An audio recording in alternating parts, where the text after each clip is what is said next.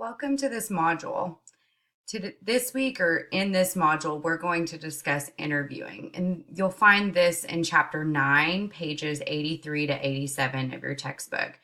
In today's lecture, I will discuss a little bit more detail than it is what is provided in your textbook. So to begin, there are different purposes of different types of interviews. And as I go through each of these slides today, we'll discuss a little bit of the differences and the different types of interviews. There are typically two parties within any interview. You have your interviewer and interviewee.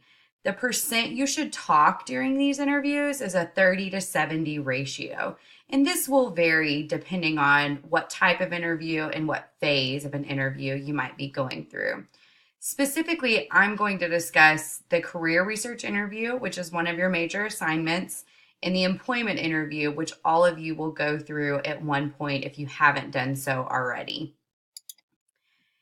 When you first are finding out you need to either conduct an interview or you're going to an interview, you'll define the goal.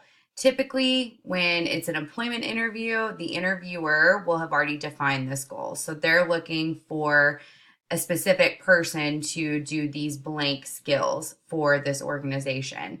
When you are going to conduct an interview, you need to identify and analyze the other party. So for your career research interview, you will identify exactly what the purpose of your interview is, which is to gain more knowledge on it. Whereas for an employment interview, you want to do research on the organization. Because when they ask you, what do you know about our company, you want to be able to tell them A, B, and C, not that you know nothing about the company at all. You also want to choose the best interview structure, and you can read those in your textbook. They're highly structured, moderately structured, and lightly structured. And for your career interview assignment, you want to base the structure off of how well you know the interviewee. If you know them really well, you probably don't want to be so rehearsed and structured. You want to have more of a moderate type of structure. And then always consider possible questions beforehand, both for the employment interview, and you will actually create the questions for your career research interview. The last thing you want to think about is arrange the setting. Typically, you'll be asked to come into an office for an employment interview. If not, you might want to think, is it a phone interview? Do I need to find a quiet place? Or my roommate's going to be around, my husband, etc. The other thing with arranging a setting is also the time of day. Consider different time zones as well, because you may, even though we're in Central Time Zone, you may be talking to someone in Eastern Time Zone where they're an hour ahead of our time. So once you've planned it, then you're going to conduct the interview. And this part for an employment interview is done by the interviewer. So normally you're listening during this part. So they're first going to open and greet and build rapport with you. So you will do this in your career research interview, where you say, "Hi, my name is Hillary. I'm conducting this interview for the sole purpose of a class and to gain more information." Do know that you could potentially get an interview out of this if you've prepared well enough in advance, but make sure you say you're not seeking employment. The other part of the interview is the opening of the interview is the orientation phase. This is typically where you give a basis of the purpose of the interview, as well as the time frame, maybe categories of questions that you might ask. Typically, employers will kind of create this before you go in, and they might ask you education questions, experience questions, and then give you possible scenarios. So they'll preview that. It's very similar to a preview of main points. And the last thing is motivation for the interview. Always in an employment interview in the introduction, give them the reason why you want this position and why you would be a great fit for this job. Whereas for your career research interview, when you're the person asking questions, you will say your motivation is to potentially be in this career field at one point or another. So there's two types of bodies. So the role of the interviewer and the role of the interviewee. So you will be the interviewer for your career research interview. So you have to control the questions and make sure that they're not talking too much or too little for each question asked. You also want to be sure you're listening and acting like you're listening, not sitting there. And you can take notes while they're answering the questions, but make eye contact, give them head nods, prod. Don't just ask a question and jump straight into the next one. And then lastly is probing for information. So asking for elaboration. Maybe they gave you a brief answer and you felt like there's a story to that answer. Here's where you can seek. Can you elaborate a little bit more? You may also need to rephrase questions. So that way, if you don't get the response, you can say, well, that was a great answer, but let me rephrase it to where I can get a better response from you or from them. So that's going to be your role in the career research interview as the interviewer. So make sure you're staying on track and keeping it organized. The next role is the interviewee. So this is you in an employment interview. You want to always make sure you're listening actively. You want to give clear, detailed answers to all questions asked. And I'm going to give you an example here in a second on a way to do that. But the biggest thing is make sure you're paying attention, I know you're nervous going into the employment interview, and breathe, make sure you're using some of those communication apprehension techniques or strategies. The other role during an employment interview is any misunderstandings. Always, if maybe you answered a question wrong, go back and say, hey, I thought of a better response than what I gave you to my earlier question. And even though it might be a little embarrassing, we always think at least halfway or 3/4 of the way through the interview, man, I wished I'd given this example over another example.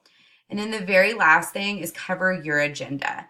These are questions that you want to ask at the end of an interview. I always tell students, have these questions written down on a notepad before you go into the interview. You might want to ask about benefits package, maybe how much travel there is with this job, if any. What kind of professional development or trainings do they provide? And one question that I always asked at employment interviews was, is there any reason I shouldn't get this position? Or if you feel uncomfortable asking that, you might ask, do you feel like I'm missing anything, or my qualifications or background? Is there any areas where I need improvement on? And that can also let you know how well they think you'll fit this position before you leave the interview, because then you'll be sitting around waiting for emails, waiting for that call back. And if you leave the interview feeling positive about it, it will make you feel better over the weekend even, or however long their time frame is. The other part of covering your agenda is always make sure you ask about a timeline. When can you expect to hear about a decision made? What is the next phase of the interview process, etc. Lastly, of course, is the close of the interview. So for you in your career research interview, you'll review and clarify the results. I typically tell students, signal that time is up. Hey, look down at your watch or phone. It's been 45 minutes. I don't want to waste any more of your time, or not waste, but don't want to take any more of your time away from you. And then use what's called a clearinghouse question for your career interviews. And you might say, is there any advice you have for me? Or did I miss anything important about the career that you think I should know? In an employment interview, here is where you typically will establish future actions. So this is where you can ask that timeline question. When can I expect to hear back? I'm going to follow up with you within a week. And then always conclude with pleasantries. So the different types of interviews, as I mentioned earlier, it's actually called information gathering interview. You are going to be conducting the career research interview. And this is where you do research on the organization or on the career you want to go into and ask questions about it. There are some other types. If you go into journalism or police work, you'll do investigative interviews. There are survey interviews, diagnostic to see where problems are, so forth. Exit interviews are typically done within organizations too, to see where they need to make improvements in the organization, why you're leaving, the reasons behind you leaving, etc. So all of those are interviews where they're gathering information. So this is formats for an employment interview. So there are more than just what's on this slide. These are ones I just like to kind of go over with everyone. There's what's called a panel interview, where typically you'll have anywhere from 2 to 10 interviewers asking you questions. I personally like these types of interviews because I can make eye contact with different people throughout this interview instead of looking directly at one person the whole time. Stress and behavioral interviews are very similar. These two are where they're going to ask you, give me a time where you had a difficult time with a fellow employee and how did you handle that? So giving you those scenarios that, man, I got to think about that real quick. When asked those types of questions, always just take a second, think of your response, and move on. The other type of interview that you may have is an audition interview. This is typically teachers. You'll be asked to give a lesson plan or a lecture. Even at South Plains College, we do audition interviews where professors come in, actually teach for, it depends on the department, 20 minutes to an hour long lecture, and then you'll sit down and have a panel format of interview questions. So be prepared for the different types, and you can always ask in an email or on the phone what type of interview or what format to expect. Some key questions to consider in employment interviews: education, why you chose your school. Don't say because it was close to home, say, or far from home. You want to be independent. Think about those. Work experience, they're always going to ask you about previous jobs, what you enjoyed, what you didn't enjoy, those types of things. Career goals, typically have a 5-year career plan. And if you want help on that, I can help you. So just send me an email. Personal traits, they might ask you what you do in your spare time, etc. And then, like I mentioned earlier, knowledge of the organization or job itself. So when answering any type of employment question, you want to use what's called PAR. I use this for every question asked at an interview. So think of a time where you had a problem, what action you took, and what your results were. So for instance, when asked, what is my greatest weakness? I typically say I'm self-critical of my work or what I turn in or what I do. So that the problem is that sometimes there are deadlines, and I run into issues with being so self-critical that I won't meet deadlines. So the action that I've taken is I have my husband read my work, proofread it so I don't spend too much time on it. And the result is I get it in on time. So that's just one example. You don't have to say problem, action, result either, but providing an example of a scenario where your weaknesses are, your strengths are, or any type of question that they ask you, but keep them as brief as you possibly can. The last thing you want to do in an employment interview and a career research interview is what's called a follow-up. Send a thank you letter, thank you email, however you've corresponded with this person previously. Nowadays, we typically use emails. It demonstrates courtesy. It reminds them of you, even for your career interviews. You're networking. You want to start these networks early.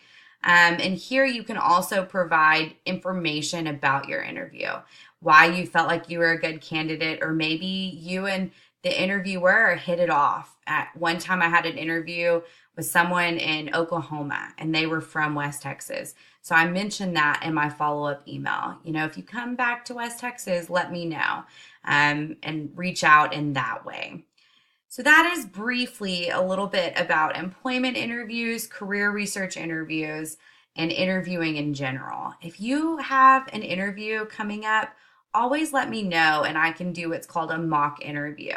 Ask you questions and prepare you for that employment interview that you may have coming up. So let me know if you have any questions, and good luck on your employment interviews and career research interviews.